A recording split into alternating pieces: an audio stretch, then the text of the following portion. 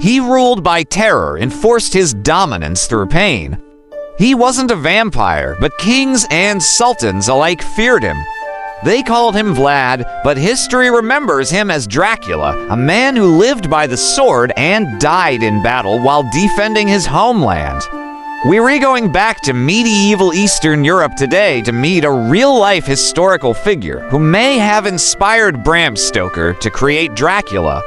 And if you stick around to the end, we lines tell you how he escaped certain Ottoman execution and ended up as a fabled lord of the night. This is the story of Vlad III, Prince of Wallachia, also known as Vlad the Impaler or Vlad Dracula. Now, first off, let's talk about that famous last name, because Dracula has since become synonymous with vampires. Well, in reality, there's nothing supernatural about it. Dracula was actually a family name, and it means son of the dragon. See, the name comes from the Latin word for son, which is Filius, and the Latin word for dragon, which is Draco.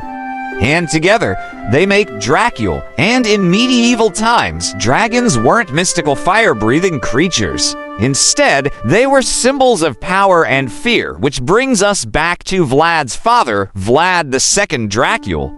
He was a member of the Order of the Dragon, a holy order of knights sworn to protect Christendom from invasion. As we mentioned, the Order of the Dragon used a dragon as their symbol. And so the Dracula family name essentially meant sons of the dragon. Kind of like the Medici family in Italy adopted the red color as their symbol after killing a rival and painting the city in blood. Or how the House of Windsor changed their name from Saxe-Coburg and Gotha to Windsor during World War I so they could better identify with their subjects. You see, names are important. They reflect our identity, our background, and the stories we want to pass down. But let's get back to Vlad the Impaler. His birth year is uncertain, though most historians agree it was somewhere around 1431. Vlad was born in Timișoara, Transylvania, which is now located in Romania, but at the time was part of Hungary. His dad, Vlad II, hoped that by sending his two youngest sons to the Ottoman capital of Constantinople as hostages, he'd cement an alliance between the two powers. But things didn't go as planned. After arriving in the Ottoman Empire, Vlad and his brother Radu quickly found themselves caught in the middle of a political game. The boys were separated and forced to live with various noble families. Vlad was placed with a family called the Karamanli, who treated him poorly. All Vlad had was his personal servant, a former slave named Hamza, who taught him Turkish, read him stories from the Quran, and told him tales of the Ottoman military victories. Meanwhile, Radu thrived in the Ottoman court, befriending the royal family. He eventually converted to Islam and married a princess. Vlad, on the other hand, hated every minute of his life in Constantinople. He witnessed public executions, torture, and other forms of violence. It was an experience that would inform the way he ruled one day, and it instilled in him a deep hatred for the Ottomans. When Vlad was 14, his father was murdered by Hungarian-backed Wallachian nobles. Then 2 years later, Vlad's older brother and heir apparent was killed too. With all the male Dracula heirs dead, Vlad was summoned back to Wallachia to take the throne. His mother, Queen Anna, had been ruling in his place, but she was forced to step down once Vlad arrived. His enemies, the same nobles who had killed his family, tried to force Vlad to share power with them. But he wasn't having it. He executed or exiled those who opposed him, and finally, Vlad was able to exert his authority as Prince of Wallachia. Now, don't get us wrong, this is a history show, not a morality show. And we're not here to judge Vlad's actions. Vlad the Impaler ruled like a god over his people. If someone stole livestock, they got pulled apart by horses. If someone committed adultery, their punishment was often death.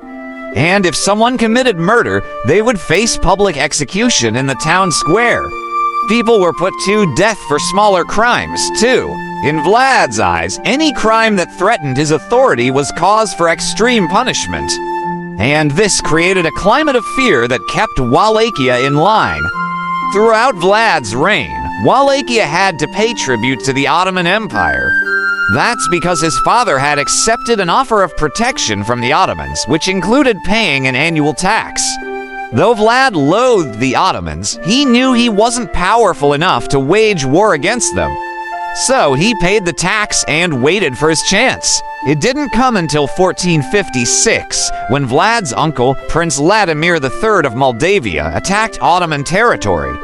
Vlad saw his chance to strike a blow against the empire and joined the fight. It was the Battle of Vaslui, and it was devastating. Most accounts of the battle come from the Ottoman side, and for good reason.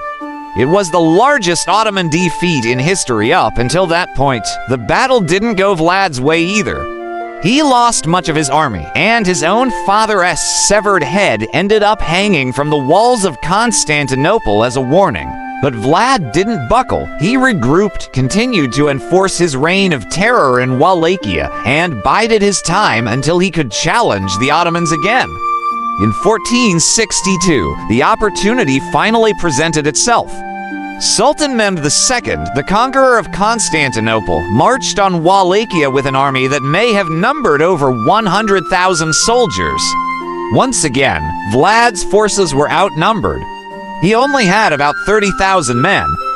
So he decided to use his greatest weapon, terror. The story goes that before the Ottoman army entered Taragosti, the capital of Wallachia, they found what came to be known as the Forest of the Impaled. That is because the Sultan had ordered the execution of thousands of Tatars and Turks who recently rebelled against his rule. And then Vlad decided to impress upon the Sultan just how far he was willing to go. He had 20,000 Ottoman prisoners impaled on stakes, some through the chest and some through the rectum. He then lined the bodies up in rows, with several layers deep, along a hill near the road leading into Targovik. The Ottoman soldiers were horrified. The smell of death hung heavy in the air.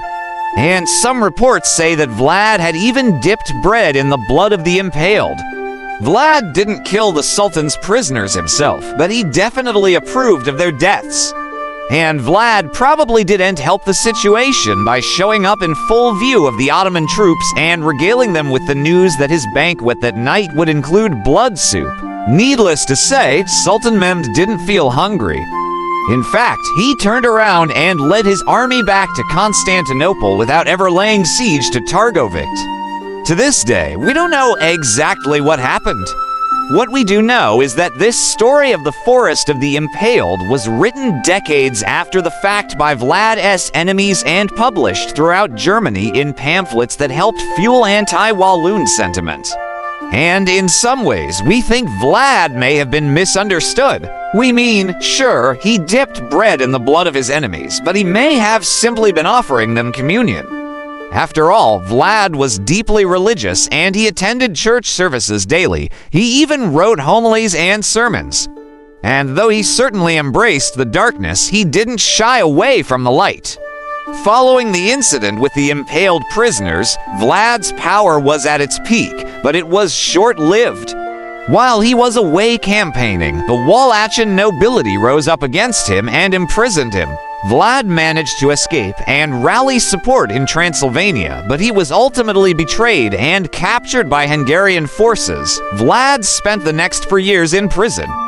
He was tortured, beaten, and locked in a tiny cell, but he never broke. In fact, he maintained his dignity and continued to insist that he was a member of the Dragon Order. Finally, in 1476, Vlad reclaimed his throne. But his second reign lasted less than 5 months.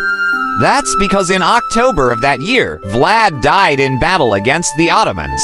Reports say that he was killed by a spear wound to the chest, but his head ended up in Ottoman hands anyway.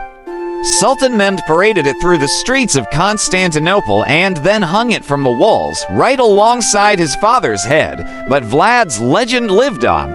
Rumors persisted that he dipped his bread in blood, and scholars in the 19th century linked him to folklore about shape-shifting evil lords.